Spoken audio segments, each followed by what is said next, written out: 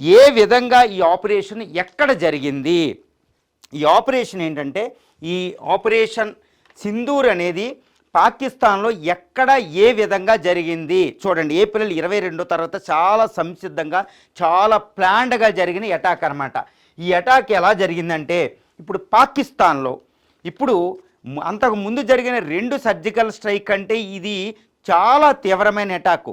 ఒకటే ఒక విషయంలో, ఏ విషయంలో అంటేనండి ఇది పీఓకేకే పరిమితం కాలేదు, ఇది పాకిస్తాన్లో కూడా జరిగింది అనడానికి మన దగ్గర ఆధారాలు ఉన్నాయి.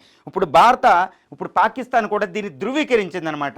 ఈ పీఓకేలో ముజఫరాబాదు, గుల్పూరు, సియాల్కోటు, ఇక్కడ అక్నూర్ లాంటి చోట జరిగింది ఈ పీఓకేలో తీవ్రవాదులు ఉన్నారు అక్కడ. ఓకే, కానీ చాలా ఫోర్టిఫైడ్ అనమాట, చాలా కంచు కోటగా మాదిరిగా ఉంటుంది పంజాబ్ ప్రావిన్స్.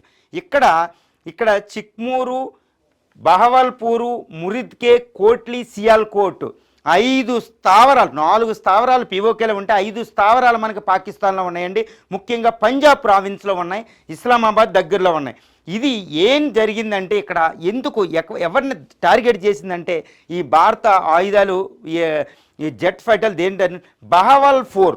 ఇక్కడ ఏముందంటే బహవల్పూర్ అనేది వీడు జైషీ మహమ్మద్ చీఫ్ ఉంటారు, మహమ్మద్ అజహార్, చాలా డేంజరస్ టెర్రరిస్టు. వాడి హెడ్ క్వార్టర్ ఇక్కడ 30 మంది తీవ్రవాదులు దాక్కున్నారని తెలిసిందనమాట. అందువల్ల బహవల్పూర్ హెడ్ క్వార్టర్ దగ్గరికి వెళ్ళి కొట్టేసిందండి. ఇది ముల్తాను, లాహోర్కి దగ్గరలో ఉంది. చూడండి అక్కడ ఎంత సాహసం చేసినట్టు భారతదేశం మనకు తెలుస్తుంది. ఇక్కడ మహమ్మద్ అజహార్ని టార్గెట్ చేసేసింది. తర్వాత ఇక్కడ రెండోది ఏంటంటే మురిద్కే, ఈ లాహోర్ సమీపంలో ఉన్నది. ఈ మురిద్కే అనేది లాహోర్ కేవలం 2 కిలోమీటర్ దూరంలో ఉంటుంది. ఈ మురిద్కే భారత సరిహద్దుకి 40 కిలోమీటర్ దూరంలో ఉంటుంది అనమాట. ఈ మురిద్కే లాహోర్ అంటే 2వ అతిపెద్ద సిటీ.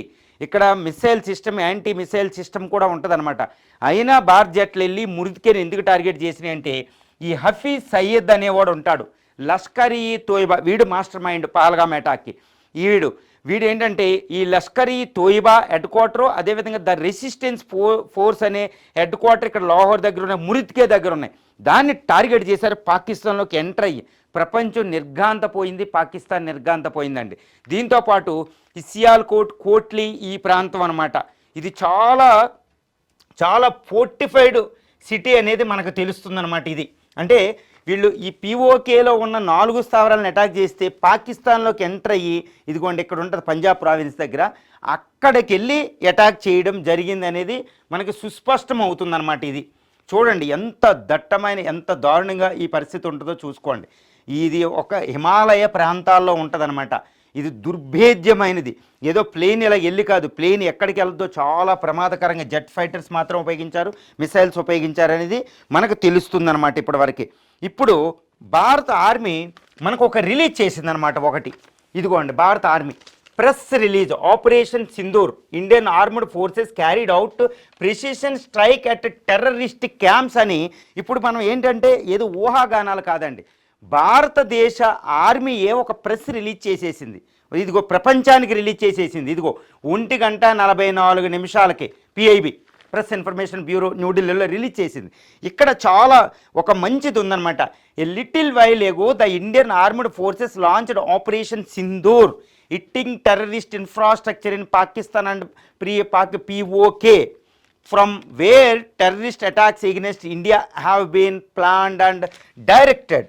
ఇదిగోండి altogether 9 terrorist sites have been targeted అనమాట.